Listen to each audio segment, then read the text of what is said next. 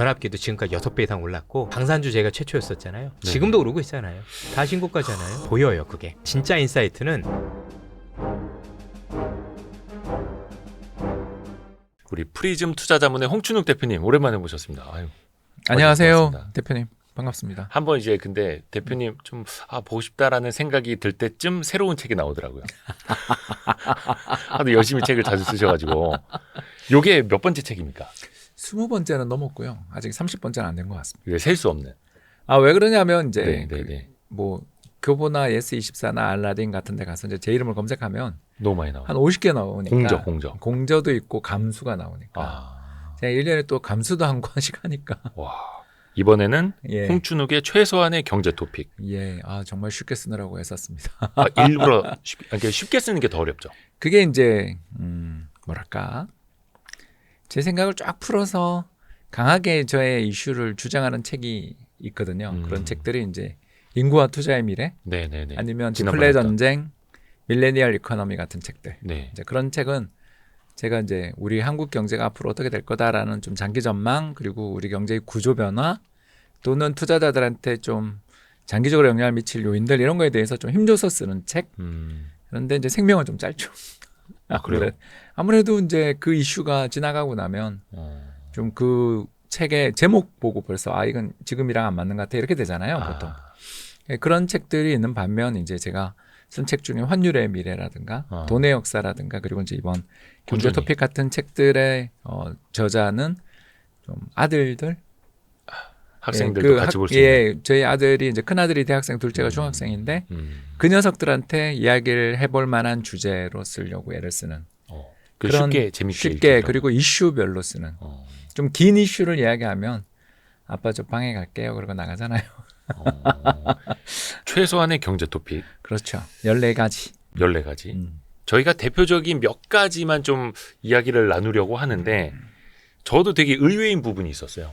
독일 경제 파트를 예. 읽으면서 독일은 유럽의 맹주 이후에서도 가장 잘 나가고 전통적인 제조 강국 국가 이런 인식이 있었는데 어느 순간부터는 이런 표현이 어떨지 모르겠지만 좀 많이 망가졌더라고요. 망가지는 징후는 있었는데 징후. 징후는 있었는데 이제 요새 운도 없어가지고 그러니까 운도 없고 과거에 썼던 정책들도 좀 문제가 있고 그러면 이제 네. 연쇄적인 문제를 일으키게 되는 경우가 많잖아요. 그러니까 탁 터지는 거죠. 그래서 지금 러시아의 그 우크라이나 침공 이후부터 그렇죠. 터졌죠. 지금 독일 경제가 그러면 어느 정도 상황까지 와 있는 거예요? 일본이 생각나는 한 10년 전 일본이 그 생각나는. 정도라고요? 예. 거의 그럼 이제 성장이 멈추는. 예, 제로 성장 중입니다. 계속. 그러니까 팬데믹 직후에는 조금 마이너스 성장도 했었고. 예, 그 후 지금 평균 성장률 제로. 0%. 예, 그리고 올해도 마이너스 성장 내지는 제로 성장.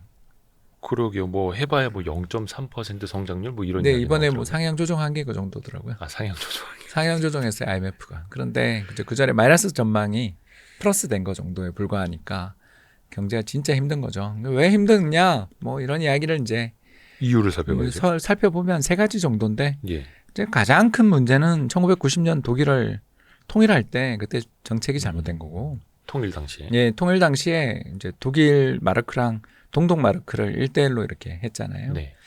근데 그때 통화 교환 비율을 좀 잘못 설정해서 동독 마르크의 이제 구매력이 너무 커졌어요. 물론 이제 부자가 됐죠, 동독 사람들은. 네. 그런데 이제 그게 부자가 되는 거가 좋은 게 아닌 게 예. 이걸 저희들은 이제 자원의 저주라고 부르는데 예. 어떤 나라가 갑자기 유전이 터져요. 그러면 그 나라는 그때부터 망하거든요. 그럼 경쟁력이. 동해. 예, 우리 동해가스전도 그걸 개발해서 벌은 돈을 우리나라로 가져오면 우리나라 망하는 거고요. 그건 다 정해져 있어요. 뭐 어떻게 해야 되겠어요? 노르웨이 석유기금처럼 해야죠. 가져오지 말고 해외에서 운용하면서 먼 미래에 우리 자손들을 위한 보험으로 남겨두는. 그걸 이제 자원의 저주에 빠지지 않게. 그게 네덜란드, 예, 더치 디지즈라고 부르는 네덜란드 병이라고 하는 게 이제 1950년대 유전이 터졌는데 그걸 국내에 가져왔어요. 그러니까 이제 네덜란드 그때는 길더화인데 길더화 가치가 이제 폭발한 거죠. 너무 구매력이 이제 해외에서 무역 수지가 엄청나게 흑자가 나니까. 네네네. 그럼 당연히 길도화 강세잖아요. 길도화는 강세로 가는데 문제는 이제 길도화 강세에 원유 산업만 비대하게 커지는 순간 경제 이제 자원, 뭐 투자자들, 사람들이 전부 원유 사업 가고 쏠려버리니까. 그러면 나머지 산업은 망하는 거죠. 그 안정적인 걸로 돈 많이 벌러 그런 가니까. 과정에서 특히 네덜란드에 있던 이제 수많은 소비재 기업들이 다 파산하고 주변 기업들이 이제 다른 나라가 네덜란드 내수 시장을 장악하는 그래서 석유판 돈으로 해외에서 물건 사다 나르는 사우디아라비아죠. 그렇죠. 유럽의 사우디가 되다가 이제 경제 뭐 결단 나고 그 뒤에 이제 네덜란드가 정신 차려가지고 좀 긴축도 하고 해서 살아났죠. 물론 이제 ASML 같은 횡재도 했고요. 그거는 이제 미국이 살려준 거라고 봐야 되고 이런 일들을 이제 우리가 겪잖아요. 그런 것처럼 동독 지역이 구매력에 그러니까 제가 생각했을 때 적정 이 사람의 소득은 100만 원인데 네. 월급은 100만 원 정도 받고 있었던 사람이 갑자기 500, 400이 된 거죠. 그게 동독이 더 못 살았던. 못 살았는데 서독이 잘 살았던. 네, 근데 이제 1대1로 합병. 그냥 하면서 통화 가치를 너무 올려줬죠. 그러니 이제 동독 사람들 입장에서는 갑자기 부자가 돼서 쇼핑할 땐 좋았는데 동독 회사가 다 망한 거죠. 회사가 망했다. 그렇죠. 동독 지역에 있는 회사들이 다 망하는 거죠. 왜냐하면 통화 가치가 갑자기 구매력이 올라가니까 그 땅이 엄청 비싸지고 예. 공장에서 일하고 있는 근로자들의 임금이 임금. 생산성 대비 임금이 엄청 오른 꼴이 되잖아요. 그럼 다 망했죠. 그래서 우리가 생각해도 서독에 있는 비싼 비용을 가지고 있는 그런 기업들이 동독 지역에 많이 투자를 할 줄 알았는데 웬걸 딱 가서 예, 보니까 너무 동독에서 다 비싸진 거예요. 빠져나오는 거죠. 그러니까 쉽게 비유하자면 뭐 이런 표현이 좀 어떨지 모르겠으면 남한과 북한이 이제 통일이 될 때 화폐를 1대1로 합병해 버리면 끝장나겠죠. 상상할 수 없는 일이 벌어. 약간 지- 비슷할까? 지금 북한은 화폐가 없는 나라거든요. 그 지난 사실상. 2009년이었나요? 아무튼 김정일 국방위원장 시절에 제5차 화폐 개혁하면서 달러라이제이션이 펼쳐지고 있는 나라인데 간단하게 말해서 이제 북한 사람들은 자기네 나라 화폐에 대한 신뢰를 다 잃어버리고 모든 상거래에서 달러나 중국 위엔화를 쓰기를 원하는 상태. 네. 왜 이 두 통화를 쓰냐면 정부가 마음대로 윤전기를 못 돌리니까. 달러나 위안화는. 예, 지금 아르헨티나, 북한 같은 나라들이 그런 나라라고 하고 뭐 소말리아도 그렇고. 그러니까 세계적으로 볼 때 이제 세 가지 저희끼리 하는 말로 브로큰 컨트리라고. 이미 깨져버린 더 이상 그 살릴 수 없는 나라로서의 어떤 그게 아닌. 시스템이 작동되질 않는. 그러니까 컨트리라고 부를 수 없는 트라이브 부족 국가. 거의 그런 식의 경제가 되는 거죠. 통합 경제가 안 되죠. 부족 국가. 예, 뭐 북한은 좀 어울리긴 해요. 왜냐하면 통합 경제 화폐가 통일 안 되는데 예. 그리고 정부가 화폐를 통제할 권한이 없고 은행 시스템이 파괴됐는데 국가라는 게 작동하는가? 그래서 이제 지금 북한은 평양 일대와 군부를 통치하는 어떤 선군 정치 네. 또는 해외로 러시아로 특히 무기 팔아서 들어온 돈으로 뭐 일본에 이상한 풍선이나 날리는 이제 그런 나라가 된 거죠. 그걸 정상 국가라고 볼 수 없잖아요. 야, 우리 박사님은 진짜 뚝 찌르면 그 이야기가 줄줄줄 나와가지고. 왜냐하면 이걸 하나를 공부하려면 쓰려면 예. 그 뒤에 이제 후보로 쓸 글이 한 10개 있는데 그 중에 하나 이제 취사 선택해서 쓰는 거니까. 그래서 독일의 첫 번째 문제는 첫 번째 실수는 결국은 통일 당시에 여러 가지 교환 비율들, 통화 교환 비율들을 잘못해서 여기서부터 시작된 이제 동독 경제의 붕괴 그리고 동독에서 사람들이 유출되거나 동독에 남아 있는 사람들은 이제 빈곤에 시달리는. 근데 30년이 됐는데도 30년이 넘은 아직도 얘기예요. 그래요. 아직도 그래요. 그 영향이 아직까지도 오고 있다. 그래서 거기에 이제 AFD라는 이제 암덩어리를 이제 그 사람들은 이제 반대하겠지만 저는 암덩어리라고 생각하는 게 이 사람들 인터뷰나 이 사람들이 쓴 글, 기고한 글들을 이제 이거 책 쓴다고 물론 번역기의 도움을 받아서 열심히 읽어보는데 와, 이 사람들의 정강을 딱 보고 있는데 느끼는 게 마리 르펜 정도는 여기 비하면 선녀다. 그래요? 예, 그러니까 정강 정책이라는 게 뭐를 반대한 데밖에 없어요. 그러니까 전형적인 파퓰리즘. 그러니까 무슨 말이냐면 대한 정당으로서 우리는 반이민 반세계화 좋아요. 반이민 반세계화 할 수 있지. 네. 그러면 그 다음 어떻게 할 건데? 노동력 부족 문제 어떻게 할 건데? ADF가 극우 정당이라고 보면 되나요? 그렇죠. 그래서 독일을 위한 대한당, 동독 지역에서 절대적 지지를 받고 있죠. 그래서 이번에 3인당이 아마 내년 선거에서 이제 3당이 되지 않겠나. 3인당이 기존의 정권을 잡았던. 지금 지금 있는 집권 정당인데 숄츠 총리. 예, 숄츠 총리의 인기가 너무나 크게 떨어지고 있어서 아니 불황이 2년째 가는데 뭐 답이 없죠. 아니 이거는 유럽 지금 뭐 이탈리아도 그렇고 프랑스도 그렇고 다 좀 우경화 되고 있잖아요. 그 우경화라고 보기보다는 파퓰리즘 국가겠죠. 파퓰리즘 국가. 예, 이제 파퓰리즘 국가의 특성이 뭐냐면 상대를 악마화하고 모든 것에 대해서 반대를 외칠 뿐 대안은 없는. 그래서 이름이 그러니까 좌우를 떠나서. 예, 그러니까 차라리 그래서 아까 마리 르펜 정도면 선녀라고 제가 이야기한 게 거긴 그래도 정강 정책이 읽어볼 만한 게 좀 있어요. 뭔가 대안이라도 들고 나온다. 예, 그 정도면 양반이다. 예, 요새 번역기가 예. 특히 저는 딥엘이라는 번역기를 많이 쓰는데 여기서 딥엘 광고를 하게 되는데 그게 독일 독일 거 겁니다. 아니에요? 예, 그래서 되게 편해요. 너무 예, 아이러니한데. 예, 독일로 돼 있는 기사나 이런 걸 이제 영어로 번역해 놓으면 되게 읽을만 하더라고요. 우리말로 번역을 하면 이제 중역이 되니까 좀 힘들어지긴 하는데 네. 또 뭐 쉬운 영어로 번역되잖아요. 보통 그런 영어가 그쵸, 또 그쵸. 이렇게 그런 언어를 번역할 때. 아. 그래서 이 사람들의 주요 인사들의 인터뷰나 이런 걸 보고 있으면 이름에서 대안이라는 말을 떼야지. 대안을 제시하지 못하는 대안 정당. 그러니까 나는 기사당 김인 기사가 싫어. 3인당이 싫어. 녹색당 싫어. 이거지. 그리고 상대는 악마야. 근데 그럼 너네는 뭘 하는데 몰라. 뭐가 안 보여요. 그런 정당이 그 UKIP라고 해서 영국 독립당도 그랬고 이번에 이제 거의 뭐 절멸 상태가 됐지만 여러 정당들이 이제 세상에는 존재하는데 그런 여러 정당들이 이제 제가 왜 파퓰리즘 정당을 싫어하냐면 그래 저기가 싫어서 여기를 찍어서 다 잡고 나면 대안이 없어요. 그래서 이탈리아 멜로니가 운이 좋은 사람이잖아요. 그 경기가 좋을 때 지금 대통령 수상이 돼 있고 더 나가서 이 사람은 우파 정당 중에서 몇 안 되게 또 반 러시아 쪽이어서 지금 어떻게 보면 으쌰으쌰 하는 중인데 제가 생각했을 때 독일의 좌파당 같은 경우 지금 이야기했던 이제 대한당 같은 경우는 동독 지역에서의 빈곤 그리고 우리가 잘 못 살게 된 건 다 이 모든 게 인구 전체의 13% 정도를 차지하는 해외 태생 근로자 때문에 우리가 못 산다라는 식으로 세상을 몰아가는 그런 자들이지 이게 대안이 있는가? 근데 아까 제가 이야기했지만 독일 인구의 13%가 외국 태생이고 지금 독일에서 태어난 사람까지 하면 그보다 훨 많이 될 텐데 이 사람들 쫓아내고 어떡하겠다는 건가 그러면 쫓아낼 수는 있는가? 제가 알기로는 외국인 유학생한테도 장학금 많이 주고 그렇죠. 인구가 해외 부족한. 이민도 많이 받았고 예, 당장 터키계만 해도 350만 이상 살고 있습니다. 그래서 그런 사람들이 13%인데 네,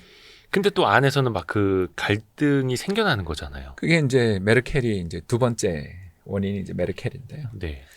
정말 메르켈이 너무나 큰 실수를 많이 해가지고 이게 이제 뭐 되돌릴 수가 없는 죄송합니다. 이제 경제에 저희들끼리 표현으로 빅엿을 먹이고 나간 나라에다가 예, 그러니까 독일 역사상 최악의 총리라고밖에 말할 수 그래요? 없는 그런 자인 것 같습니다. 인기 많은 줄 알았는데. 예, 인기는 많았죠. 근데 그게 결국은 이제 경기 좋을 때 그 자리에 있었던 거고 또 당장의 인기를 위해 먼 미래의 자원을 빼먹은 그런 정책들을 너무 많이 썼죠. 근데 가장 대표적인 예. 정책이 바로 노드스트롬.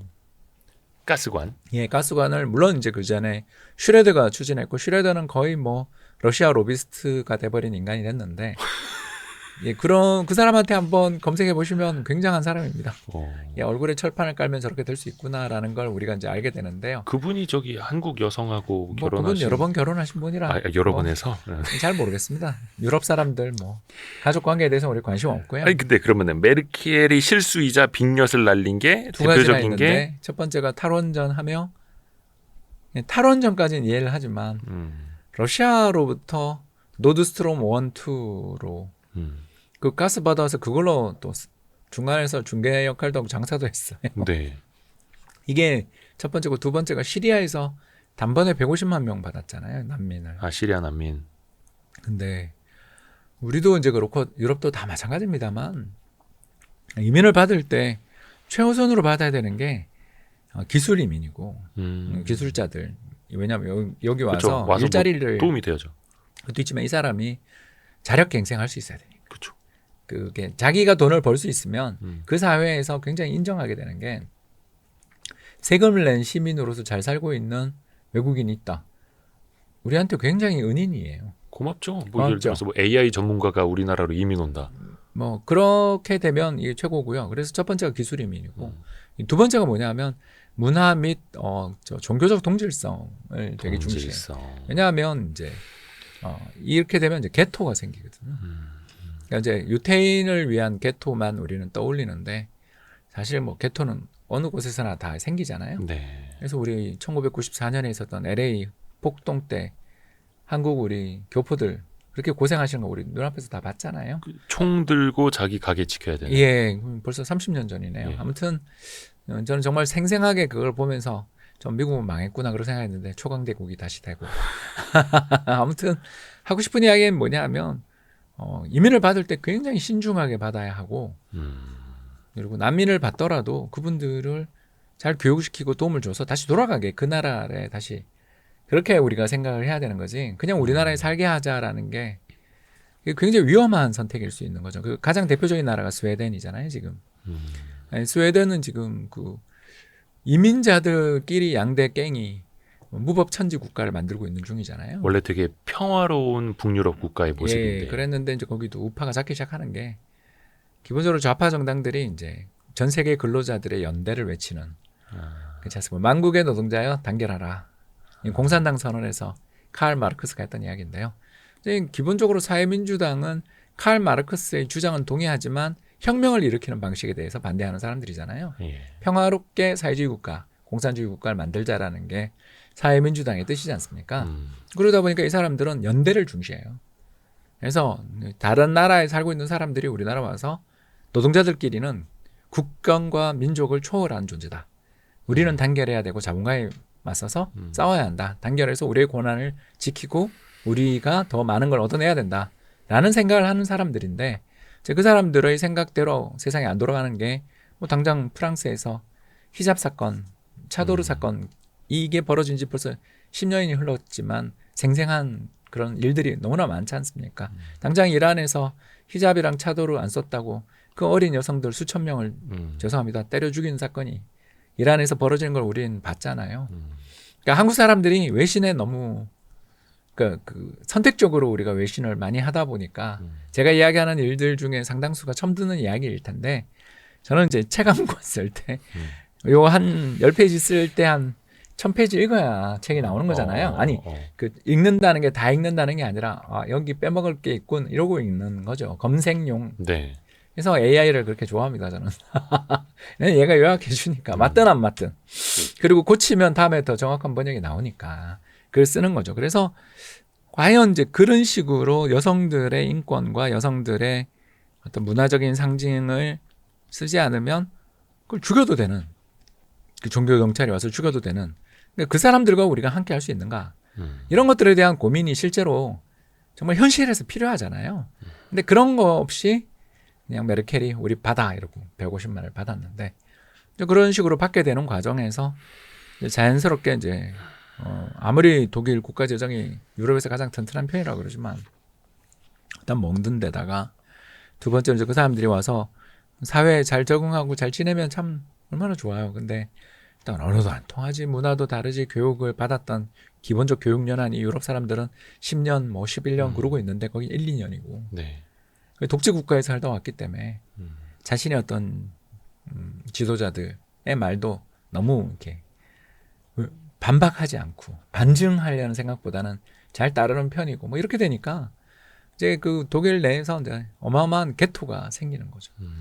이제 여기 이제 마지막 세 번째 문제가 유로화 시스템 속에서 독일이 이제 꿀을 빨다 보니까 이제 남유럽을 다 망하게 만들면서 그렇죠. 자기들끼리만 잘 살다 보니까 경쟁력이 이제 가장 뭐 대표적인 게 바로 디젤 게이트 아니겠어요? 예.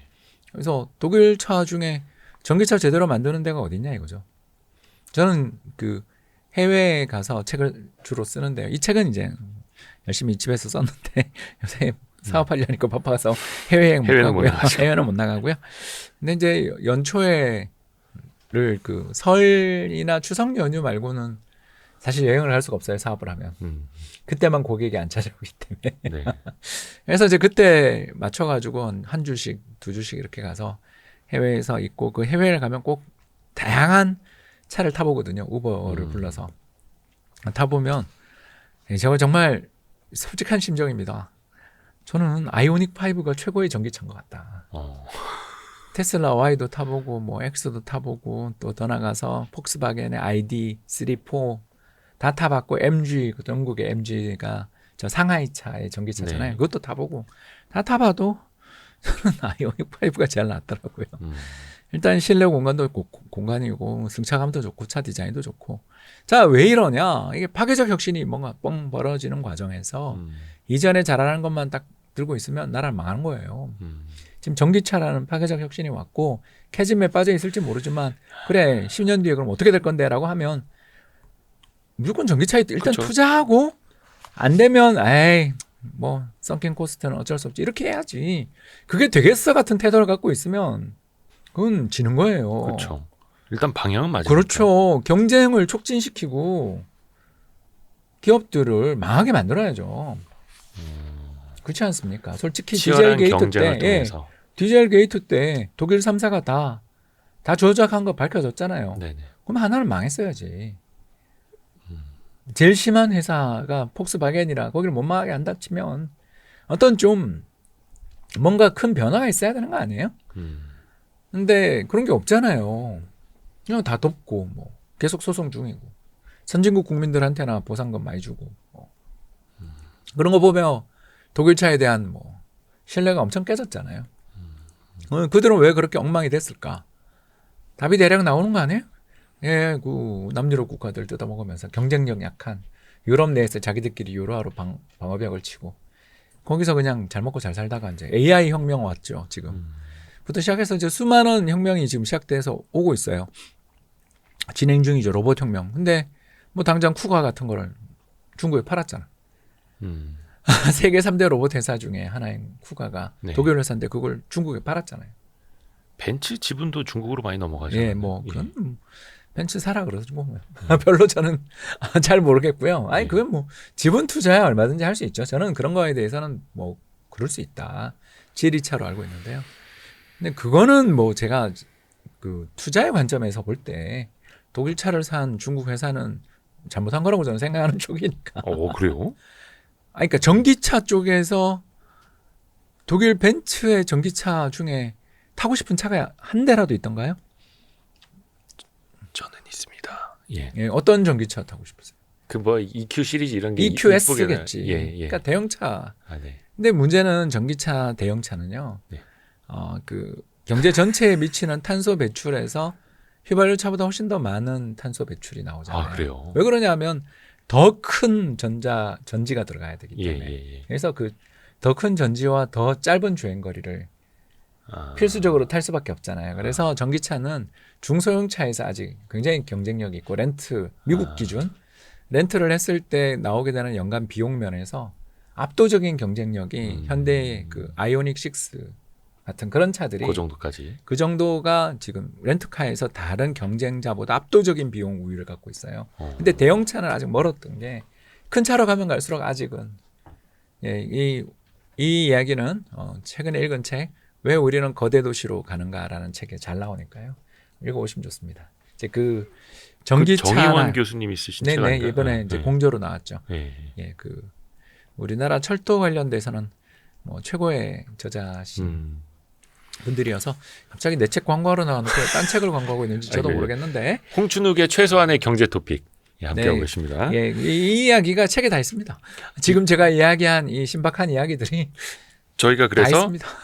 독일이 어쩌다 유럽의 병자가 되었나 이 섹션을 지금 읽고 있는데 앞에서도 유로화 이야기를 해주셨는데 그렇습니다. 저희 예전에 기자 생활하면서 기사 쓸 때 유로존의 위기가 닥치면 독일이 제일 큰 수혜를 본다. 그러니까요. 다들 이제 막 그리스 나자빠지고 이탈리아 나자빠지고 할 때 유로화는 약세 보이니까 독일이 수출금액 더 많이 벌어가고 맞습니다. 이거 계속 반복했던 거잖아요. 그리고 이제 네. 꿀 빨았다고 표현해 예, 주셨는데 그러다 이제 경쟁력을 잃고 근데 그게 준비를 지금은 못했죠. 안 통해요?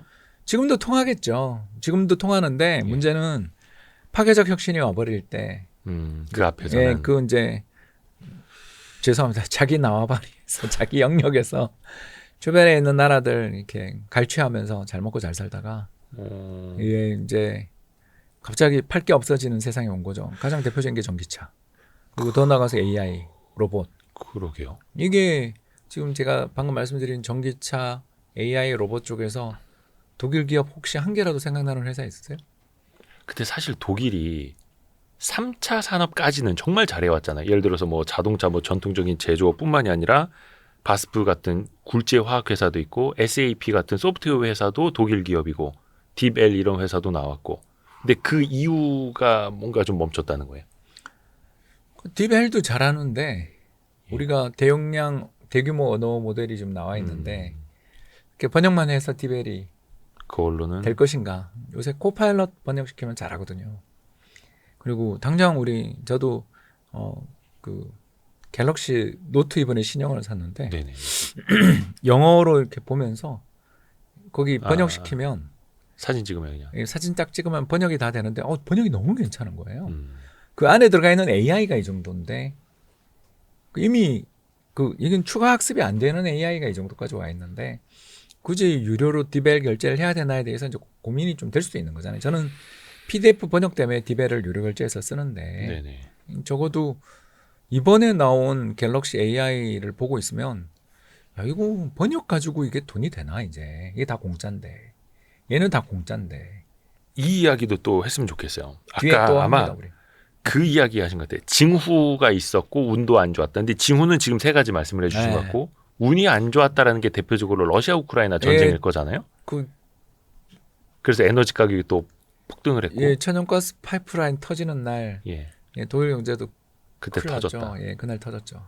그 두 개가 차례로 터지는데 그 앞이 어디냐면 퀘니스베르그라고 해가지고 칼리닝그라드라고 이제 그 발음이 되겠죠. 98페이지를 같이 보시면 예. 됩니다. 여러분. 보면서 얘기를 해주세요. 네.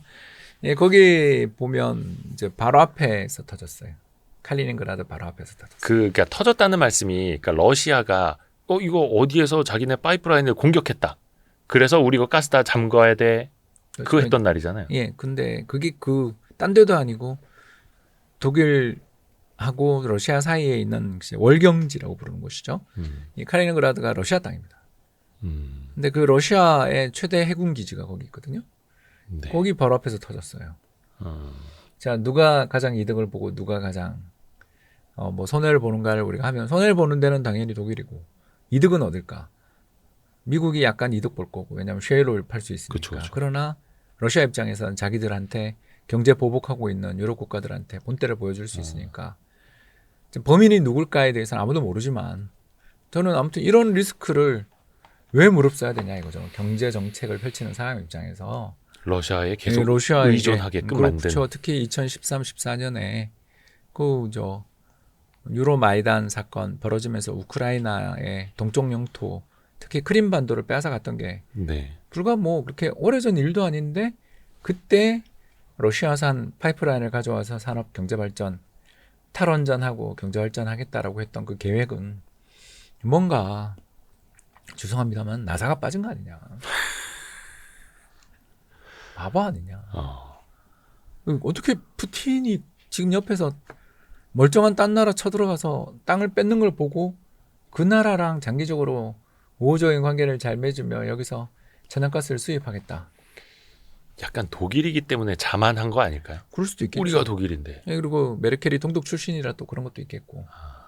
그 전에 사회당이 뿌린 또 죄송합니다. 빅엿이 또 있었고. 빅엿이 많이 나오네요. 그러니까 이제 나라가 예. 그러니까 이제 문제가 막 쌓이고 있던 중에 유로의 악세를 어떻게 잘 버티고 있던 중이었는데 이제 우크라이나 전쟁 터지면서 이제 완전히 꼬인 거죠. 이거 어떻게 하려는지 모르겠는데 이제는 뭐 중국까지 이제 지금 중국 전기차가 유럽 내 작년 기준 그 시장 점유율이 9.3%예요. 네. 이건 뭐 완전히 이제 정말 호랑이를 키웠죠. 고양이인 줄 알고 엄청나게 독일이 중국에 대규모 투자를 했거든요. 네네네. 그 대규모 투자한 게 이제 전부 이제 독일 앞마당으로. 동일로 들어오고 있죠. 저도 이번에 오스트리아 비인을 갔는데 네네. 제일 흥미로웠던 게 BYD 매장이 들어와 있더라고요. 그래서 한번 차도 타보고 좋던데요. 우리나라도 이제 조만간 들어오겠죠. 예. 지금 사장님 뽑았다고 알고 있습니다. 예. 아니 그러면은 이제 결과적으로 어떻게 될지 모르겠습니다만 러시아 우크라이나 전쟁이 끝나고 에너지 가격도 물론 이제 천연가스 가격이 이미 많이 내려오긴 했습니다만 노드스트림 같은 파이프라인도 정상화되고 하면은 독일 경제는 다시 잘 돌아갈 수 있을까요? 근데 저는 가능성이 전혀 없다. 그건 거의 0. 몇 프로 아니겠나. 음. 왜냐하면 일단 종전을 했다고 해서 서방 국가가 푸틴이랑 하하호호 할 수 있을까요? 그 대학살을 저지른 걸 봐놓고 전범을 그 전범 국가를 우리가 그러니까 우크라이나를 재건하기 위해 돈도 넣고 사람도 보내겠다. 이거는 우리가 다 할 수 있지만 네. 전쟁 이전 상태로 러시아랑 관계가 돌아간다? 왜? 왜 해야 되는데? 아니 일단 에너지 때문에라도. 아니 그 에너지는 이제 네. 카타르에서 가져오고 쉐이로일에서 지금 가져와야 대체하고 있으니까. 대체하고 네. 있으니까 물론 비용은 많이 들죠. 그렇지만 언제든지 저 파이프라인 터뜨릴 수 있는 나라랑 거래를 한다? 또 자기 목에다가 체인 감아서 그런 이렇게 갖다 주는 꼴이 되는 거네. 그렇게 되면 더 빨리 나라가 이제 또 이게 쇠퇴할 더 심해지는 거죠. 그냥 음. 뭐 사실상의 러시아 식민지, 에너지 식민지 되겠다면야 그 선택을 하겠다면야 저는 뭐 존중합니다만 독일은 뭐 여행도 가기 이제 힘든 나라가 되겠죠. 얼마나 무서워지겠습니까? 그런 나라가 된다라는 건 경제가 계속 망가진다는 건데 경제 망가지면 진짜 AFD가 잡을 수도 있는 거고 정권 잡고서 이 사람들이 대안이 없는 대안당이잖아요. 그러니까 무슨 짓을 할지 모른다라는 걸 우리가 생각해야죠. 그러니까 저는 쿨해요. 별거 아닙니다. 이 나라가 잘 될 거냐? 운도 좋아야 되고 펀더멘탈이 좋아야 되는데 펀더멘탈은 망가진 지 세 가지 면에서 망가진 지 오래됐고 운도 안 좋으니까 좀 조심해야 된다. 이 나라 망한다가 아니라 이 나라는 좀 우리가 사업이나 또는 투자를 함에 있어서 좀 조심해야 되는 나라가 됐다. 그런 정도를 봐야 되는 거지. 우리가 그 유럽 뭐 복지국가 유럽의 어떤 경제에 대해서 환상을 좀 빨리 깨야 되고 또 이 나라들은 만약 트럼프 되면 국방비 부담으로 이제 전부 다 국방을 미국에게 대리 위탁하면서 꿀 빨았잖아요. 그리고 군대도 해체했다고요. 메르켈 때. 군대를 해체했다고? 예, 직업군인 시스템으로 바뀌면서 군대가 그 징병제도 없어지고 거의 지금 방위병도 전체 비행기 중에 3분의 1이 못 뜨고 있어요. 그래요? 예, 사람도 없고 정비도 안 돼서. 이번에 근데 그 레오파드 전차 팔아먹던데요, 노르웨이. 예, 뭐 차 좋으니까. 제 말은 그걸 타고 운용할 사람이 없어서 사실상 군대 자체가 거의 붕괴돼 있는. 그래서 트럼프가 옛날 메르켈 만나서 맨날 싸우고 했던 게 내가 왜 당신들의 국방을 대행해줘야 되냐. 이제 안 하겠다. 그러게 그런 이야기를 한 거죠. 이번에 트럼프가 다시 집권하면 더 심해지겠죠. 나토 돈 내고 돈 안 내면은 탈퇴할 것 같은데요. 나토에 미국이 왜 들어가 있는지 저도 이해가 안 되거든요. 근데 그 나토에서 미국이 탈퇴해버리면 네. 정말 심각한 문제 아닙니까? 근데 우크라이나에 대해 예. 유럽이 이렇게 미지근하게 돈도 안 대주려고 그러고 우크라이나에서 수출되는 밀들 이걸 폴란드 국민들이 기차를 다 뒤엎어서 버리고 불태우는 거 보셨잖아요. 그런 일이 있었습니다. 이걸 보면 자기 옆에서 지금 불이 났는데 거기에 대해서 자기들이 피를 흘릴 준비를 갖지 않으면 무시당하고 바보 되는 거예요. 지금 바로 옆에 있는 이웃이 강간당하고 불타고 재산을 약탈당하고 있잖아요. 그 얼마나 많은 마을이 학살당했습니까? 네. 그걸 봤는데 또 불구하고 바뀌지 않는다. 그럼 다음 차례가 되는 거죠. 당해도 싼 거지. 왜 우리가 그걸 동정을 해야 돼요? 그건 당해도 싸죠. 너무 저기 트럼프식 생각 아니십니까? 아니 거의 독일은 극티 같은데 지금? 근데 독일은 지금 그런 길을 간다는 거예요. 군대도 징병제도 없앴고 그리고 더 나가서 군대에 대한 어떤 제대로 된 보수나 작전 준비가 하나도 안 돼서 그 관련된 기사들 읽다가 되게 놀랐어요. 야, 이 나라는 뭐랄까 그러니까 너무 환상에 젖은 나라구나. 네, 그렇게 생각을 하고요. 아직도 현실에 눈을 뜨지 못했다. 그리고 대한당도 현실에 눈을 못 뜬 것 같고.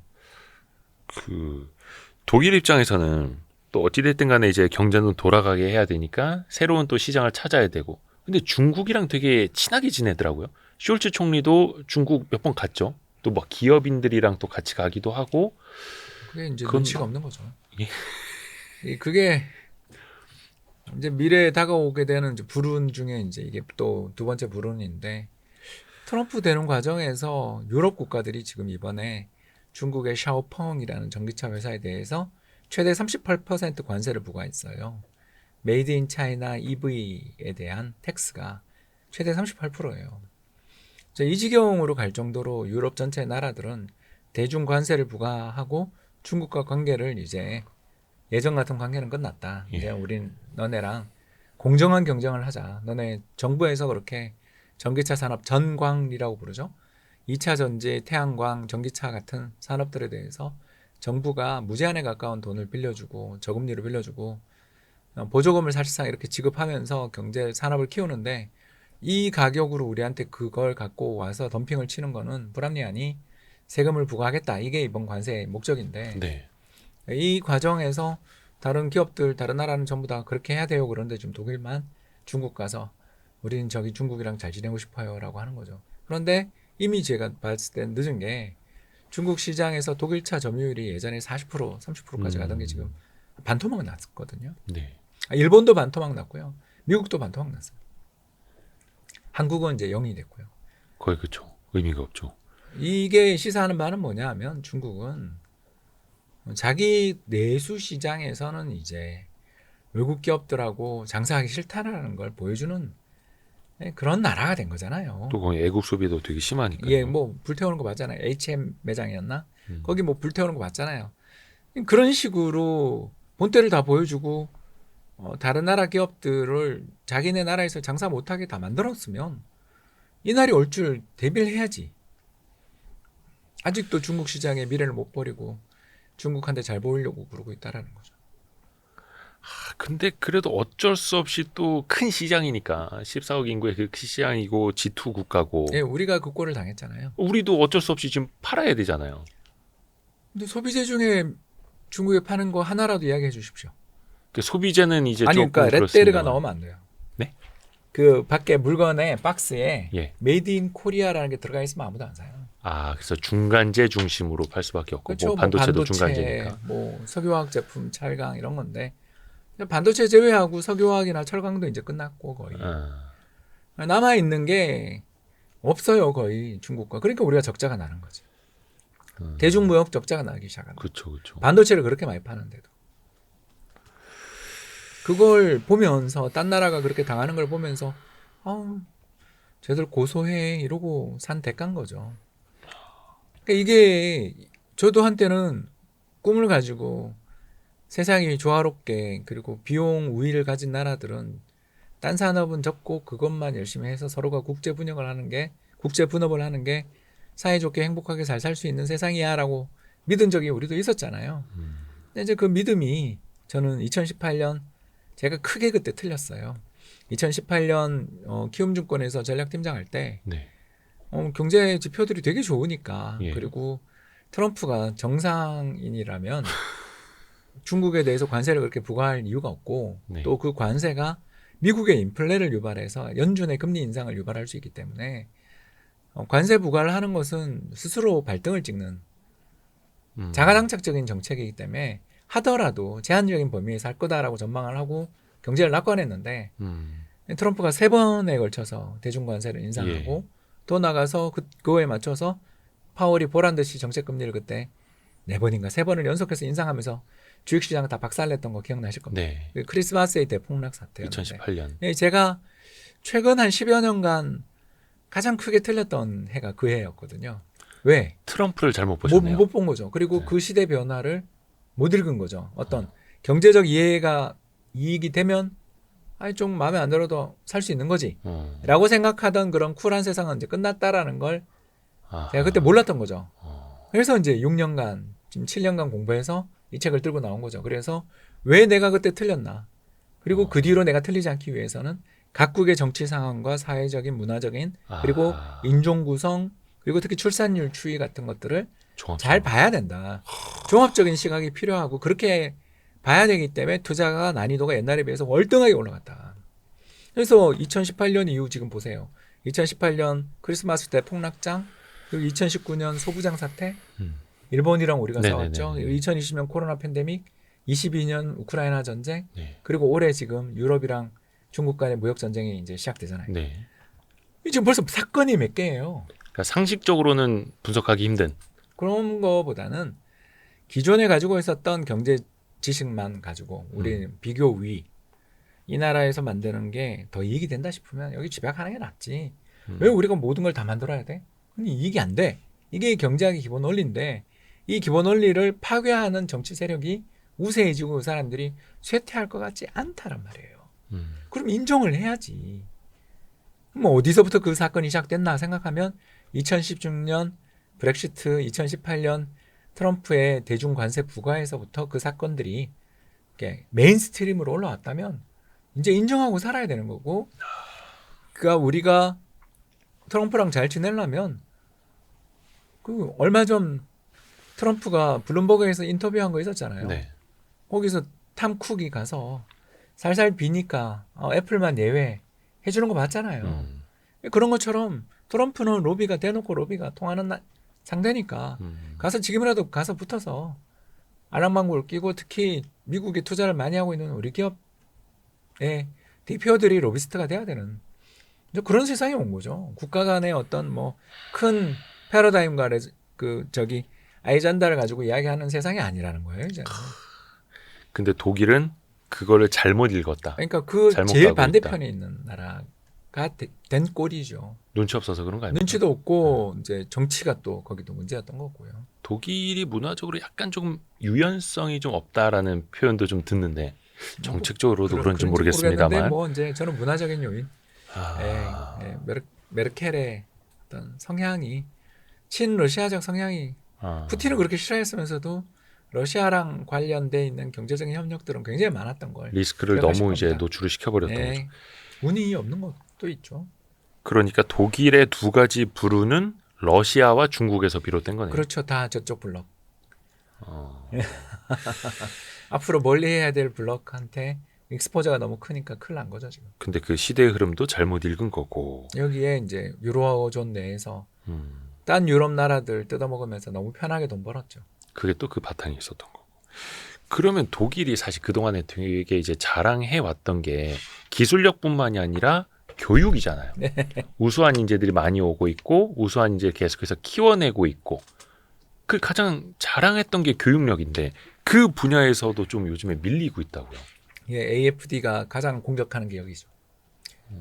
이민자들 때문에 우리 아이들이 그 아이들 때문에 그 학교에서 공부를 할 수 있는 분위기가 아니고 그 결과 우리 학생들 아이들의 학업 성취도가 이제 EU 내에서도 하위권으로 떨어지고 있다라고 공격하고 있죠. 그러니까 독일 학생들이 공부 잘하는 줄 알았는데 얘는 완전 하위권입니다. 그리고 하위권으로 거의 밀리고 뭐 있다. 영국, 미국 레벨까지 떨어졌죠. 그게 이민자 때문이라고 볼 것도 수도 있고요. 있겠죠. 근데 이제 우리가 이걸 이렇게 단호한 결론을 내리기 어렵다라는 걸 이제 우리 다 알잖아요. 왜냐하면 정치적 이슈. 그렇지 않습니까? 이게 정치적 이슈가 되는 순간 학자들의 분석을 기대하면 안 돼요. 저도 이 관련해서 여러 가지 글을 읽다가 많이 느낀 게 되게 조심스럽고 그리고 대중이 이해하지 못할 글들이 너무 많아요. 그냥 편하게만 이야기하자면 국제학력평가 시험이나 세계적인 여러 특허 출원이나 대학교 순위 이런 거에서 독일은 그냥 추락하는 중이다. 까지는 맞죠. 그게 이제 이민자 때문인지 아닌지는 모르지만. 그래요. 그러니까 사실 우리나라가 과거에 제조업도 그렇고 뭐 교육도 그렇고 독일을 배우자는 이야기 되게 많이 했었잖아요. 그랬었죠. 독일에 또 광부도 보내고 간호사도 보내고. 맞아. 돈도 많이 벌어왔고. 예, 많이 벌어왔고 네트워크도 우리가 독일과 좋은 네트워크를 많이 가지고 있었죠.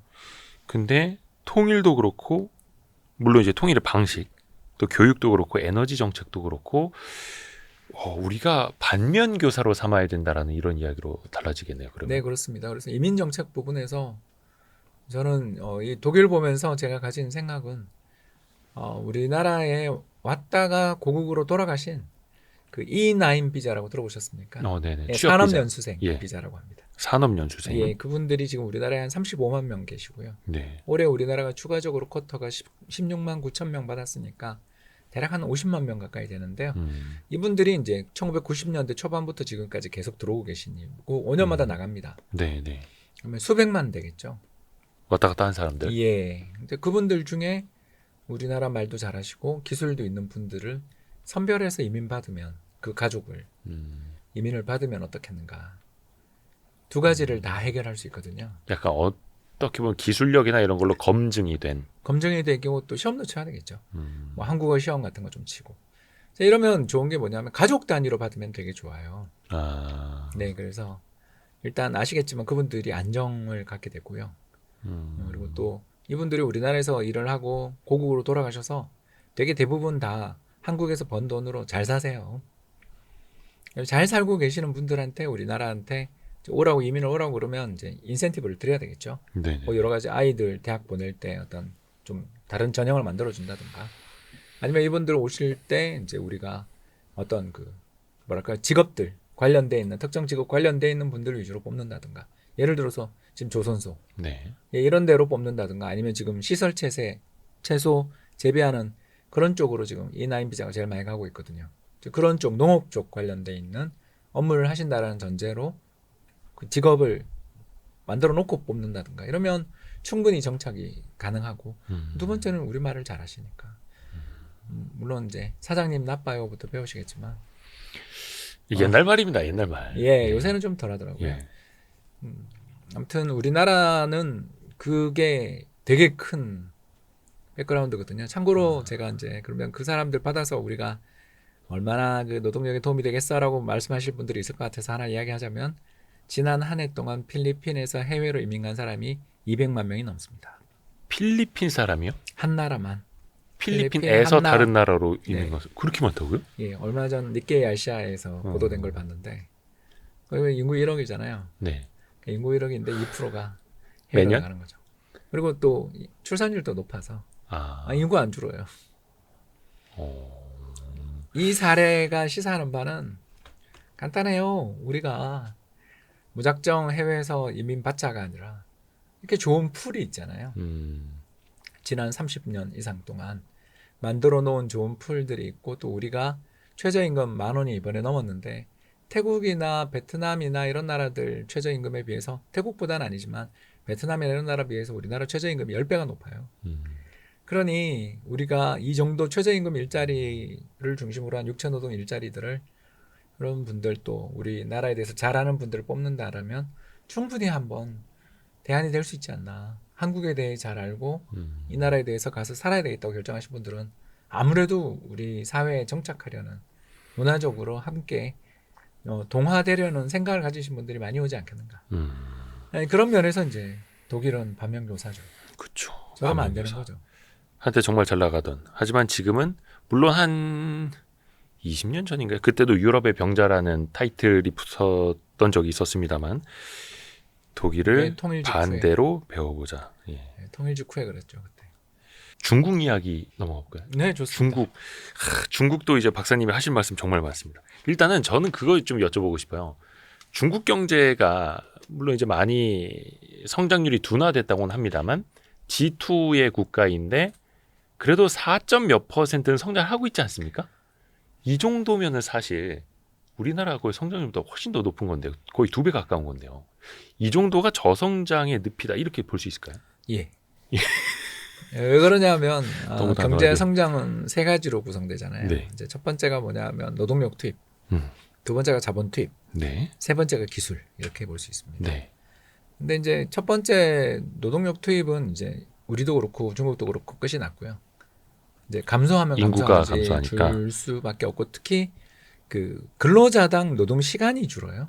근로자당 노동 시간. 우리 52시간 근로제 이런 그렇죠. 것들 때문에 앞으로 우리나라도 이제 노동 쪽 성장 기여는 계속 마이너스다. 그래서 이제 성장률의 마이너스 기여는 거기서 발생할 수밖에 없어요. 그리고 우리는 자본 투자가 한 1% 그리고 기술 혁신이 1.5% 정도에서 연 한 2% 정도를 성장하는 나라죠. 예. 그래서 올해는 이제 3% 정도 나오겠지만 아무튼 평균 성장률이 2% 초중반 정도의 국가가 된 게 그래서 그렇습니다. 자, 그럼 중국은 예 시작하겠습니다. 인간 노동력의 투입은 제로 그리고 자본 투입은 6에서 7% 그리고 생산성은 마이너스. 아, 중국의 생산성이 마이너스예요? 여러 연구자들의 통계를 봐야 되겠습니다만 적어도 2011, 12년 시진핑 주석 취임 이후에 기술 혁신에 의한 경제 성장은 거의 제로이거나 마이너스로 보입니다. 오, 왜 그래요? 그럴까요? 투자의 효율이 엉망이기 때문이죠. 투자의 효율이 엉망이어서. 예, 뭐 가장 대표적인 게 칭화 유니그룹의 여러 사건들을 생각하시면 되겠습니다. 그러니까 반도체 굴기를 하겠다고 돈을 뭐 몇십조 원, 몇백조 원을 투입했지만 지금 SMIC 하나 정도 빼고 중국의 반도체 회사 중에 살아남은 데가 없죠. 그리고 SMIC조차도 매출액의 130%를 투자하고 있습니다. 뭘까요? 국영기업이고 정부가 그냥 헛돈 쓴다. 미친 것처럼 밀어주는 거죠. 근데 이제 그렇게 해서 거기서 이제 화웨이 폰도 나오고 했지만, 그죠, 잘 된 게 그런 거고 2차 전지 뭐 근데 이제 그게 글로벌 경쟁력을 가진 물건을 만들었느냐를 묻는 거죠. 못 만들잖아요. 왜 그럴까? 중국 내수용. 예, 왜 그렇게 됐을까? 생각해 보면 결국 물량만으로는 혁신을 일으킬 수 없는 거죠. 어떤 게 혁신의 가장 중요한 포인트일까요? 자, 이제 어떤 나라에 강력한 혁신이 벌어지려면 어떤 게 필요할까요? 그게 이제 두 가지잖아요. 저는 네. 그렇게 생각하거든요. 예, 크게 봐서는 세 가지인데 하나는 이미 미국이나 우리나 중국이나 갖고 있으니까 네. 바로 뛰어난 인력이죠. 이거 없이는 기술 혁신은 있을 수가 없어요. 그래서 한국이나 미국이나 독일이나 뭐 중국이나 다 뛰어난 인력이 있어요. 자, 그런데 이제 두 번째가 되게 중요한데 네. 풍부한 자본, 벤처 캐피탈, 그리고 세 번째가 뭘까요? 이게 핵심인데 경쟁이에요. 경쟁. 그냥 미국 보세요 지금 AI, 제미나이나 코파일럿이나 오픈 AI나 뭐나 아무튼 오픈 AI에서 나온 게 챗GPT죠. 아무튼 네. 나올 때마다 지금까지 나온 건 다 쓰레기야를 만들며 나가고 있잖아요. 서로가 더 한 발씩 예, 앞서가면서. 그러면서 내가 이거 독점이야, 너네 다 망해를 서로 하고 있어요. 그러니까 그 부자 빅테크가 죽자고 머리 쥐두고 싸우면서 서로를 죽이려고 독점을 하겠다고 아우성을 치며 싸우고 있는데 중국에 그게 있어요? 나라에서 다 이거 내가 다 살려줄게. 나라에서 지원해 주니까. 이게 그리고 승자는 다 결정돼 있어. 정부랑 친한데. 뭐 그런 거 아니에요? 거기다 자본도 이제 말라. 왜? 이번에는 아니군요. 2021년에 엔투그룹이 상장하려고 그럴 걸 못하게 막았던 거 기억나시죠? 아, 예, 마윈의 그리고 엔트그룹. 더 나가서 미국에서 상장하려고 했던 디디 추싱 상장 포기시켰던 거 기억나실 거예요. 네네네. 이게 뭐 하는 짓입니까? 세계에서 가장 자본 비용이 낮은 데 가서 상장을 해서 거기서 애들이 큰 부자 되는 거 그걸 보고 그리고 그 부자들이 또 주변에 VC들 돈도 뿌려주고 블라인드 펀드로 돈도 뿌려주고 LP로 돈도 뿌려주면서 또 그 돈을 들고 창업하는 기업들한테 돈을 쏴주고 이러면서 가는 거잖아요. 그렇죠. 근데 그 좋던 생태계가 중국에 있었단 말이에요. 둥간춘을 중심으로 해서 뭐 어마어마한 벤처 캐피탈 자금들이 육성되고 있었고 벤처가 엄청나게 육성돼서 우리가 그 이전에 바이두, 알리바바 그리고 텐센트에 이어서 그 밑에 얼마나 많은 혁신적인 기업들이 수도 없이 등장하고 있었는데 2021년 공동부유하면서 다 때려잡았잖아요. 그럼 요새 중국 기업들 중에 떠오르는 회사 있으세요? 이 세 개 말고 빅3 말고. 그죠. 한때 잘 나가다 한 번씩은 다 얻어맞은 기업들이죠. 예, 공산당 말 안 그래서 들으면. 뭐 알리, 테무, 중국의 공급 과잉돼 있는 재고 땡처리하는 회사들. 아니 그 가격이 나오려면 그밖에 없어요. 네. 과잉 생산과 디플레 땡처리. 때문에 경제가 그렇게 된 거니까. 결국 경쟁도 없고 자본도 없는 경제가 자본은 많죠. 아까 이야기한 것처럼 정부가 돈을 뿌려주는데 그게 비효율적이라는 거죠. 그러니까 시장이 알아서 여기 될 것 같아 하고 벤처가 여기 투자해가지고 내가 이거 인센티브도 받아가야지. 그죠? VC들 심사역도 받아가야지. 뭐 이러면서 탐욕이라고 해도 좋지만 적극적으로 아무튼 모험적인 자본을 가지고서 잘 될 것 같은 기업들에게 돈을 뿌리며 거기서 뭔가 혁신적인 기업이 나오는 거고 뭐가 시장에서 우리도 카카오 저렇게 됐지만 카카오 네이버도 다 벤처였잖아요. 네. 그리고 그 카카오 벤처 뒤에 지금 상장 준비하고 있는 마켓컬리라든가 예를 들어서 야놀자라든가 지금 미국 가고 있는 배민 팔렸지만 뭐 아무튼 수많은 스타트업들 기업들이 우리나라 즐비하잖아요. 네. 토스도 있고. 근데 이런 풀들이 여기서 우리가 성과를 못 냈다고 혼을 낼 수는 있지만 이 비슷한 유니콘 기업들이 잔뜩 나왔다라는 건 우리나라 벤처 캐피탈 생태계가 되게 괜찮은 편이고 경쟁도 치열하고 이 매출 내라고 엄청 쪼이고 죽자고 싸우고 있잖아요. 그 덕에 우리가 고객들 뭐 소비자들이 엄청 얼마나 편해. 근데 그게 중국에 있냐고요. 지난 후진타오 때는 있었는데 시진핑 이후에 그게 목격이 되냐고요. 창업하고 창발하고 기술을 혁신시키고 여기서 우리는 꿈을 이룰 수 있어라는 그런 분위기예요? 아니면 돈 들고 부자들이 해외 나가는 분위기예요? 나가는 분위기. 분명 그 나라의 미래는 성장률이 4.7을 찍었다라는 걸 저는 인정할 수 없다는 거죠. 저건 아마 공식 성장률이라는 거죠. 세계에서 인구가 두 번째로 많은 나라이고 G2 국가인데 미국보다 성장률 발표가 2주나 빠르다. 이거는 리포티드 GDP인 거지. 그냥 정부가 숫자로 써서 이렇게 이렇게 발표해라고 한 하는. 거죠. 이거에 대해서 재밌는 논문이 네. 야간에 인공위성에서 본 도시의 아, 불빛을 가지고서 이 나라의 실제 성장률을 추정한 그런 연구에 대한 것들도 이 그래요? 책에 있습니다. 오. 그런 논문 읽으면 되게 재밌어요. 요새 여러분 해외 논문 읽는 게 너무너무 쉬워요. 아까 이야기한 것처럼 인공지능 다 서비스로. 번역돼요. 다 번역돼. 그러니까 어. 열심히 글을 읽고 책을 읽다가 제 책의 뒤에 각주를 엄청나게 달았거든요. 그러니까 그 각주에 있는 논문들 한번 읽어보세요. 재밌는 논문들 천지입니다. 우리 공부가 너무 옛날보다 쉬워진 세상을 살고 있어서 저 같은 아재들한테 지면 안 되잖아요. 55 먹은 저보다 여러분들 더 생생하신데. 아니, 그래도 홍 더 좋은 박사님은 못 논문들을- 이기죠. 예. 더 좋은 논문들을 저는 사업만 하니까 논문 읽을 절대적 시간이 부족해서 힘들어하고 있어요. 너무 독서를 할 시간이 줄어서 괴로워하고 있습니다. 그러니까 여러분들 지금부터 시작하면 예전에는 10년 걸릴 벽을 이제는 1년, 2년에 돌파할 수 있어요. 정말 쉬워졌습니다. 이렇게 그게- 좋은 세상이 왔어요. 공부하기 정말 좋은 세상입니다. 그 세 가지 요인, 노동력, 자본, 기술 이것도 어떻게 보면 이제 개인에게도 적용되는 말일 수도 있겠습니다. 또 본인들의 그 성장을 위해서. 정말 좋은 세상이 왔어요. 특히 기술의 혁신이 예. 이루 말할 수 없는 정도로 가고 있으니까. 그러니까 중국은 기술 혁신하겠다고 제조 2025 이러면서 돈은 때려 부었는데 전기차 쪽에서야 성과가 나지만 수출길이 막혔으니까 어떻게 될지 모르겠고 2차 전지 하나 지금 그리고 디스플레이 전기차. 하나 예. 이 두 가지 말고 중국에서 뭔가 돋보이는 그 10대 산업 뭐 열 몇 개 산업 때문에 우리나라 망한다고 그렇게 책도 얼마나 많이 나왔습니까?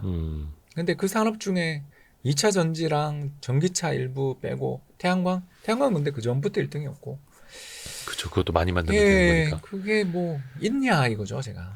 근데 중국이 이번에 뭐 삼중 전에도 있었습니다만 질적인 성장을 도모하겠다. 뭐 신질 생산 이렇게 해서 뭐 AI라든지 로봇 이런 것도 또 엄청 강조하더라고요. 또 그게 방향은 또 그렇게 잡고는 가고 있잖아요. 근데 그게 마오쩌둥이 하던 이야기예요. 문화대혁명이 바로 그 내용을 담고 있습니다. 생산력이라는 예. 표현을 쓰죠. 그때 뭐 농업 쪽에 초점이 좀 맞춰져 있었습니다만. 그리고 이제 철강. 농업 철강. 예, 제가 이제 왜 이 말씀을 드리냐면 시진핑 주석의 반부패 정책은 공청단 쪽에서 왕징이라는 분이 했던 걸 받아들인 거고요. 정치 노선은 보시라이 쪽하고 되게 닮아 있는. 그래서 중국의 그 양대 파벌에 너무 그 서로를 끝까지 몰고 가는 치열한 싸움을 중재하며 시진핑이 정권을 잡았고 그 양대 파벌의 주장을 다 수용해서 정부를 운영하고 있거든요. 그래서 그 질적 성장 이건 다 이제 좀 어떻게 말하자면 주자파가 아닌 마오파 쪽에 그러니까 경제의 질적인 성장을 시키겠다라는 말은 그러니까 이전에 있었던 선부 사회가 아니고 네. 공동부유 사회를 더 강화하고 우리는 생산성을 향상시킴으로써 인민들의 질적인 삶의 수준을 개선시키기 위해 노력하겠다라는 그런 선언이고 어떻게 보면 균부론인 거죠. 사회주의 국가답게. 예, 그리고 나라에서 이런 중요 산업을 우리가 밀어주겠다. 그때는 옛날에는 농업과 철강을 밀었던 것처럼 예. 밀어주겠다라는 건데 아까 이야기한 것처럼 그 투자가 정부가 판단해서 그렇게 하는 투자가 대단히 비효율적이라는 걸 이제 알게 됐잖아요. 그런 것도 인정을 좀 해야 되는 거 아닌가. 근데 인정 안 하고 계속 하겠다. 결국 이 산업 전광리는 공급과잉으로 가겠다. 세계 앞으로도. 시장을 피바다를 만들어서 이 제품들로 우리 중국이 세계를 장악하겠다. 이제 이런 쪽의 생각인 거죠. 그러니까 말로는 질적 성장을 외치더라도 실상은 계속해서 과잉 생산, 양적으로 갈 수밖에 없다. 그리고 공동 부유를 밀고 나가겠다라는 의미로밖에 그러니까 변화가 없다라는 평가를 받는 거죠. 정책 기존의 노선에 변화를 이번 회의에서 발견하기 어려웠다라는 평가가 나오는 게 기존에 하던 거니까요. 이거는 2021년부터 하는 거잖아요. 기존에 하던 것으로 더 강화하겠다. G2 국가가 패권 국가가 될 수는 없을 거 아니에요. 이제 어디가 망해야 되는데 네. 그게 이제 찍힌 뭐 마음에 안 드는 이런 데만 망하잖아요. 컨트리 가든이나 홍대 같은 데나 망하는 거지. 중국 공산당에 밀접한 연관을 맺고 있고 중국 공산당 내에 굉장히 그 네트워크 속에 있는 그런 기업들은 계속 투자를 받아서 잘 나가잖아요. 그 특히 이 중국의 그 최대 문제 중에 하나가 환투기. 그러니까 중국에서 돈이 계속 해외로 빠져나가는 게 지금 문제잖아요. 네. 근데 상하이차나 지리차는 세계 시장에 나가서 얼마든지 M&A 하거든요. 이게 완전 내로남불이 정착돼 있단 말이에요. 이게 효율적인 자원 배분으로 이어지는지 우리가 알 수 없죠. 상하이차는 MG 그리고 지리자동차는 볼보를 샀잖아요. 네. 이 어마어마한 딜들을 해외에 나가서 이렇게 어마어마한 걸 사는 거가 해외화 유출이잖아요. 근데 어딘 되고 어딘 안 되고 그것도 중국 공산당의 어떤 승인과 시스템의 어떤 뭐 여러 가지 문제를 보여주죠. 그래서 저는 중국 공산당이 살아나는 길도 이제 적었는데 네. 이렇게 경쟁을 촉진하는 방향으로 가야 산다. 그래서 지금처럼 한한영인이 뭐 필리핀하고 물대포 전쟁을 하고 생각고 열도 사태 가지고서 일본 때리고 인도 가서 패싸움 하고 이렇게 해가지고는 그래서 그 중국의 첫 번째 문제가 쇼비니즘. 그래 바로 중국몽을 이야기하고 시작한 거예요, 이 책에서. 중국몽이라는 생각을 계속 가지고 있는 동안에는 이거는 주변 국가들한테 전부 미움을 받게 되고 무역 분쟁은 이게 그러니까 이쪽에 문제가 생김으로써 반대 안티테제를 더 자극하잖아요. 그 안티테제가 저는 유럽이나 미국의 포퓰리즘이라고 보는 거죠. 그래서 유럽의 포퓰리즘을 자극하는 건 중국인 거죠, 또 반대로. 왜냐하면 중국이 정부가 밀어서 자국의 물건들은 자국 시장에서만 팔게 하고 그리고 세계로 나갈 때는 덤핑치고 이게 관계가 좋을 때는 봐주는데 관계가 나빠지고 특히 파퓰리즘 정당이 들어서게 되면 무역 전쟁으로 가는 거죠. 그래서 저는 무역 전쟁의 시대를 피하려면 중국이 야 우리 그동안 중국몽 이야기했고 1대1로 이렇게 하면서 무리가 많았고 미안해 이제 안 할게. 우리 주변국들하고 잘 지내고 영토 분쟁 이런 거에 대해서 우리가 너무 관민했던 것 같아 미안해 사과할게. 그리고 시장에서 여기 수입하는 거 다 관세도 인하해 줄게. 그리고 우리 내수 시장에서 그 불태우고 이러는 거 나오면 관련자 완전히 처벌할게. 이러면서 이제 환율도 자유 시장에 맡겨서 결정되게 하면서 해외에서 수입되는 물건들도 국민들이 싸게 살 수 있게 소비 붐을 일으켜서 경제 내에 있는 이 거대한 소비를 자극함으로써 이 거대한 저축을 경제 내에서 윤활유를 돌려서 풀어서 돌게 함으로써 이 디플레이 위기, 부동산 시장의 버블 붕괴 위기, 그리고 경쟁력 상실 위기를 해결할게. 그리고 기업들도 이제 국유 기업들도 망할 수 있게 경쟁을 붙일게. 이제까지 주던 대출 특혜 이런 거 안 할게. 이러면 이 나라가 좋아질 텐데 가만히 듣고 보시면 이게 97년 100년 안에 안 될 것 같은데. 97년 IMF 외환위기 때 한국이 한 거라는 걸 벌써 느끼셨을 거예요. 근데 중국 입장에서는 우리는 도저히 나라가 망했기 때문에 어쩔 수 없이 그쵸. 눈물을 머금고 했던 건데. 그때 나라 살리려면 받아들였. 그리고 우리는 또 레벨업 했잖아요. 그렇죠. 우리가 물론 그때 뭐 만불이 어려운 게 1인당 있었습니다만. 만불이 지금 35,000불이니까. 네네네. 그리고 구매력 기준으로는 58,000불, 영국이랑 비슷하고 약간 오스트리아보다 조금 적은 나라잖아요. 우리가 요새 한국 사람들 유럽 가면 물건이 비싸다는 생각 잘 안 하잖아요. 옛날하고 다르잖아요. 미국은 비싼 거 확실한데 유럽에 가서 생각보다 옛날만큼 비싸지는 않다는 느낌들을 받는 이유가 우리가 그만큼 잘 살게 됐기 때문이잖아요. 그렇죠. 그런 것처럼 이게 우리 경제가 외환위기에 분명히 부정적인 면이 생긴 건 사실이지만 국가 경제가 잘 살고 국가 재정이 튼튼하다 보니까 다르게 이야기하면 정부가 또 퍼줄 수 있는 돈도 많잖아요. 네. 이거 저거를 우리가 생각해 보면 중국이 이 길을 가면 살 길인데 안 가겠죠. 그러니까 답은 아는데 안 한다라면 어쩔 수 없는 거잖아요. 예. 뭐 하여튼 제 생각으로는 우리는 IMF 이후에 어쩔 수 없이 받아들여야만 했던 것들. 중국은 뭐 지금 상황에서 뭐 전혀 바뀔 것 같지는 않고요. 특히 현재 정치 구도에서는 음, 그 도전받기 싫어하잖아요. 예. 국내 이야기를 좀 해볼게요. 저는 이 책 읽으면서 되게 의외였던 부분이 우리나라 노동 시장에 대한 이야기. 예. 제가 썼던 책 그 인구와 투자의 미래를 글로벌 버전으로 쓴 거죠. 근데 우리나라 지금 젊은 세대의 고용 상황이 나아지고 있다라고 예, 그건 하셨어요. 사실이죠. 네. 그 6월 달 기준으로 해서 네. 6월 기준, 그러니까 매년 6월 기준으로 해서 우리나라 고용률이 역사상 최대입니다. 고용률. 그러니까 전체 인구 대비 취업한 사람의 비율. 그리고 역사상 최고입니다. 특히 젊은 세대 2030 20대, 같은 경우에는 20대도 그렇습니다. 고용률도 훨씬 더 좋고. 근데 이게 그런 수치가 체감이 제대로 안 되죠. 될까요? 왜 안 되나 두 가지 문제 때문인 거죠. 우리는 다 알고 있죠. 첫 번째 문제가 뭐냐면 가장 큰 문제는 우리나라 기업들이 해외로 일자리를 수출하고 있다는 거예요. 얼마 전 뭐 기사에도 나왔지만 뭐 한국에서 미국으로 수출된 좋은 일자리만 2만 개네 3만 개네 그러잖아요. 그게 다 연봉 억이 넘는 일자리들이 그렇게 가버리면 한 개의 좋은 일자리는 주변에 6개의 괜찮은 일자리를 만듭니다. 그렇죠. 왜냐하면 그 사람이 공장에 좋은 일자리 하나 생기면 부품업체는 안 가나요.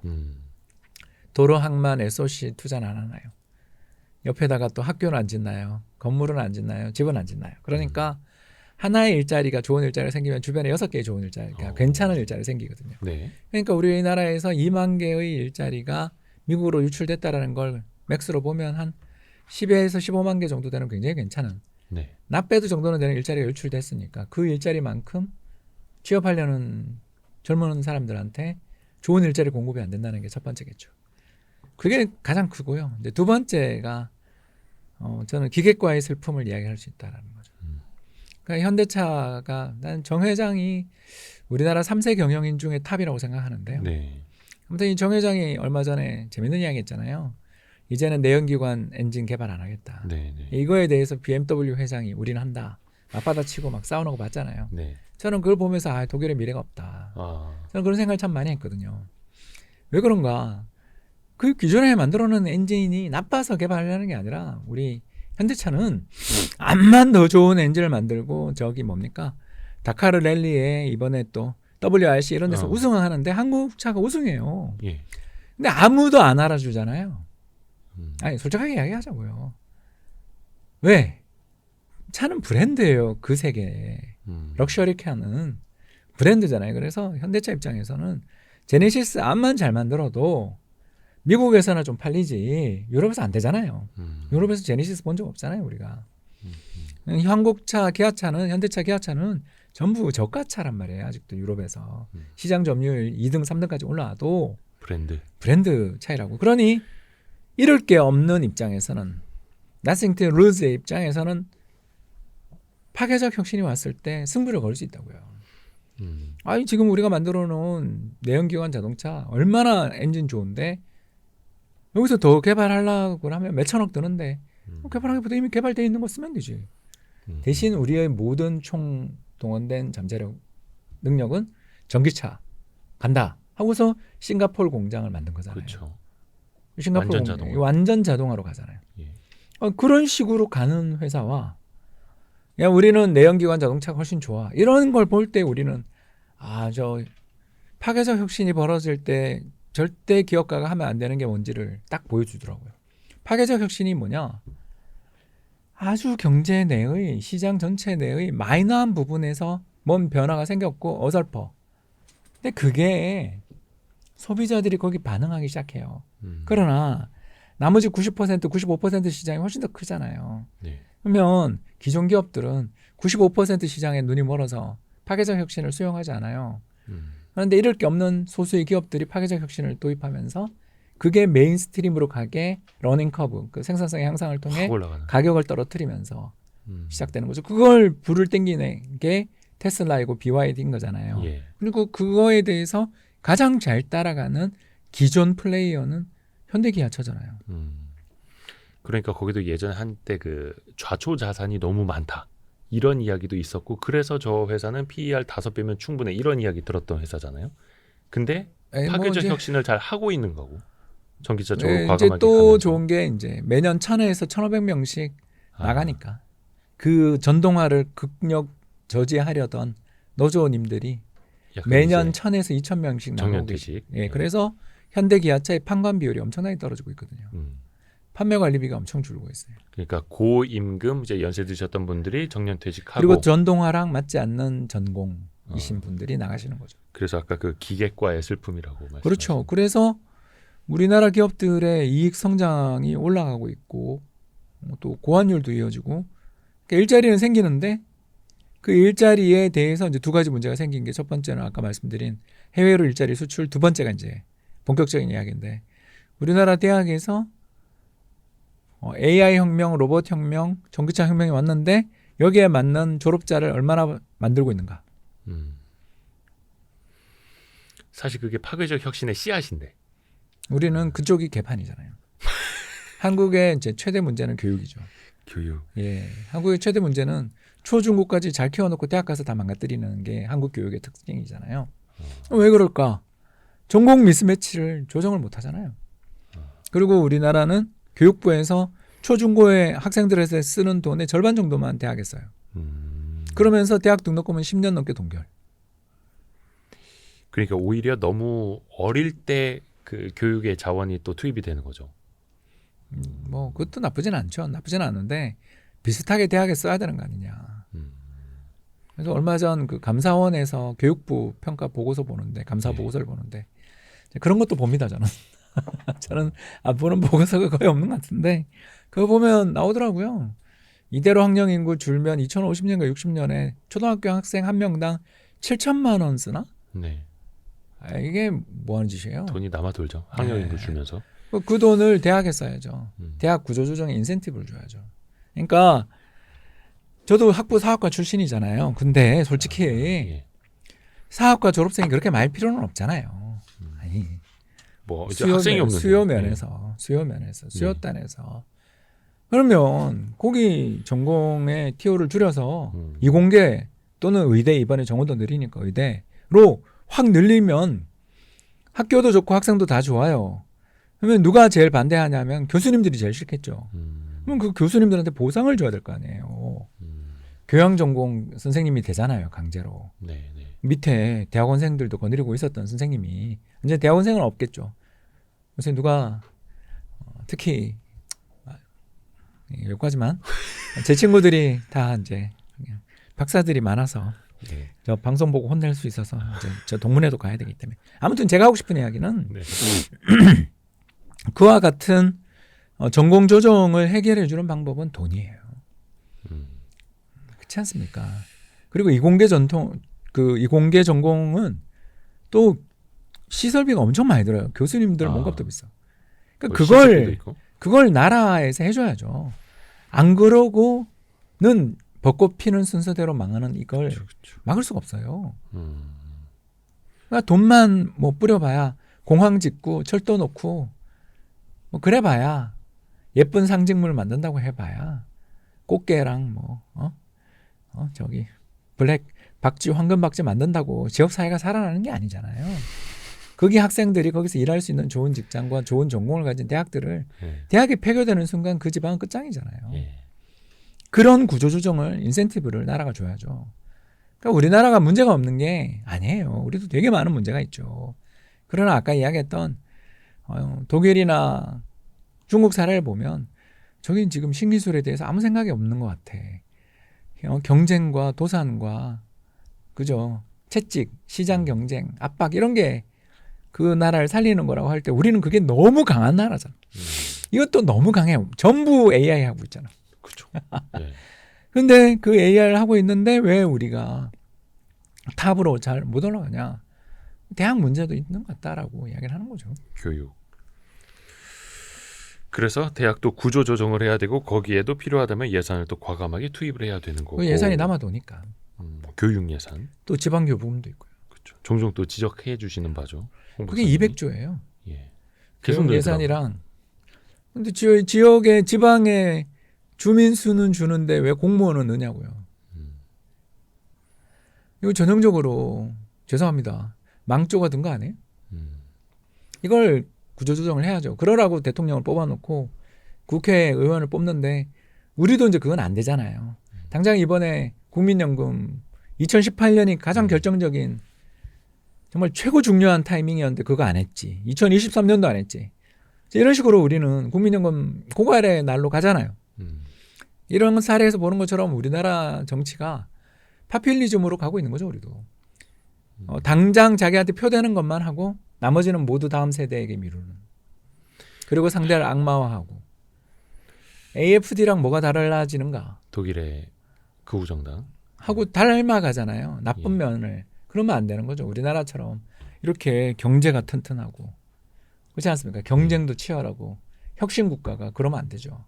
그러니까 정치가 경제 성장의 발목이 되고 있는 나라 한국이라고 볼 수 있겠죠. 근데 딴 나라도 다 발목을 잡고 있어서 티는 별로 안 나더라.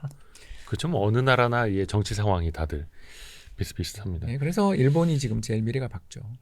그렇게 되는 거죠. 아 그래요? 네, 일본이 세계 여러 나라 중에 앞으로 미래가 가장 밝은 나라가 어디냐라고 이야기하면 앞만 봐도 일본인 것 같습니다. 아니 거기는 고령화에다가 예, 그 충격은 이제 받을 대로 다 받았는데 우리가 못했던 국민연금, 거기는 후생연금 개혁도 다 해서 연금 고갈 리스크도 없고 특히 30년대 태어났던 베이비붐 세대들이 사망하면서 네. 그분들 돈이 풀리잖아요 지금. 상속되고 있잖아요. 원래 그렇잖아요. 부자들이 돌아가실 때까지 꽉 쥐고 있어서 그거가 은행에만 잠겨 있고 금고에만 잠겨 있다가 이게 지금 풀리는 거죠. 우리는 아직 그게 아직 안 오고 있고 일본은 이제 왔죠. 30년대생들이 일본은 베이비부머거든요. 2천만 명입니다. 이제 그 사람들이 이번에 거의 대부분 다 돌아가시면서 돈이 엄청나게 풀리고 있죠. 그래서 디플레가 해결되고 있는 중이죠. 또 일자리도 많고 일자리는 뭐 원래 또 이제 젊은 인구가 또 줄었으니까 일자리는 원래 많았고요. 거기 20년째 많고요. 거기는. 그러니까 최악의 상황에서 해야 할 개혁들은 하나둘씩 또 해놨고 고이즈미가 역사상 일본 역사상 가장 뛰어난 수상이고 그 다음이 아베라고 볼 수 있죠. 그러니까 그 그건 고이즈미가 또 다른- 그 후생 개혁을 했던. 예, 그 다른 시간에 또 불러주십시오. 네, 또 아베 얘기만 하면 이것도 한 1시간 반, 2시간 이야기 나오기 때문에 그 이야기만 조금 마무리하면 더 좋을 것 같아요. 그러니까 우리나라가 어떻게 보면 이제 우리나라도 이제 베이비붐 세대가 은퇴하고 있지 않습니까? 60년대 초반 이제 중반생들까지 기업들의 인건비는 아까 현대차의 사례 말씀해 주신 것처럼 은행들 보시면 알죠. 뭐. 예, 은행들도 그렇죠. 인건비 많이 요새 줄어들고 이- 있죠. 예, 점포도 언론에서는 막 이자 구조조정하고. 장사에서 얼마를 벌었네 그러는데 제가 봐서는 판관 비용 감소로 그렇죠. 보여집니다. 그리고 또 한켠에서는 로봇이나 AI 활용한 생산성 향상도 나타나고 있고 그러면 우리나라도 조금은 고용 측면에서 이상적인 모습으로 갈 수 있는 것 아닌가요? 근데 미스매치가 심하니까. 그러니까 일자리 희망에 대한 아니면 교육 전공에 대한 그러니까 뼈를 좀 때리자면 경영이랑 인문 전공자가 네. AI 혁명에서 가장 피해를 보는 업종이잖아요. 지금 미국에 빅테크 보시면 사무직 위주로 해서 계속 해고가 있어요. 그렇죠. 네.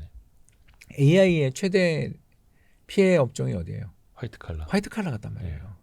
근데 화이트 칼라 전공이 우리는 제일 많잖아요. 졸업장이. 아, 그러네. 이 사람들을 대학들도 재교육을 많이 시키든지 어떻게든 해야 되는데 근데 그래도 노동시장 좋다는 게 공무원 시험 치는 사람들이 줄어드는 거 보면 확실히 노동시장은 좋아졌죠. 그러나 우리나라의 이런 그 대학의 전공 조정 문제를 제대로 하지 않으면 우리도 정말 앞으로 큰일 나는 거죠.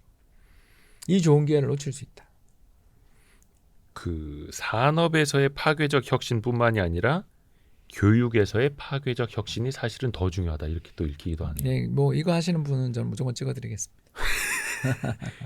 교육 혁신. 예, 근데 200조에 10%면 해도 20조예요. 우리나라 근데 교육제도 막 이러면 거의 시험제도 바꾸는 여기에 또 막 포커스가 맞춰져 있어서 뭐 그거는 뭐 답이 없잖아요. 예. 누가 어떻게 해도 안 되는 거라고 포기해야죠. 거기에 에너지를 그렇게 써봐야 답이 없더라고요. 어차피 근데 솔직하게 이야기할게요. 우리나라 이 입시 가지고 뭐라 그런 것도 이제 10년 안 남았어요. 제 아들 그 우진이가 2009년생인데 그때 40만 됐고요. 지금 20만. 예, 맞아요. 태어난 아이들이 채훈이가 60만이었는데. 예. 뭐 대학 정원보다 애들 줄어드는 속도가 훨씬 더 빠른데. 예. 뭐 의대 뭐 상위 5% 안에 들만 갈 것 같은데요. 이게 참 당장 시작을 해야 되는 이야기인데 우리도 안 이 하죠. 앞에서 안 하죠. 중국 사례, 독일 사례 이걸 이제 반면교사 삼자라고 저희가 말씀을 드렸는데 그대로 또 따라가면 안 된다라는 거. 예, 또 다른 AFD가 돼선 안 된다. 예. 이 말씀 드리고 싶습니다. 반대만 하지 말고 예. 대안을 이야기하자. 반대만 하지 말고 대안을 이야기하자. 우리 시민들도 또 마찬가지로. 마찬가지죠. 그래서 오늘 장시간 프리즘 투자자문의 홍춘욱 대표님과 함께 홍춘욱의 최소한의 경제 토픽. 이 책 이름에다 자기 이름 맡기가 참 이게 쉽지 않은데. 처음입니다. 홍 박사님 정도는 돼야. 처음입니다. 네, 최소. 부끄럽습니다. 아유, 나와주셔서 고맙습니다. 감사합니다. 고생했습니다. 고생했습니다. 아유, 고생했습니다. 한 가지 확실한 건 남들보다 항상 빨리 봤던 것 같아요. 예. 변압기도 지금까지 6배 이상 올랐고 방산주 제가 최초였었잖아요. 네. 지금도 오르고 있잖아요. 다 신고가잖아요. 결국은 갈 종목들은 다 갔어요. 쉽게 설명할 수 있다는 얘기는 거기에 대한 기본 원리나 틀을 다 알고 있다는 얘기가 되는 거니까 보여요. 그게 진짜 인사이트는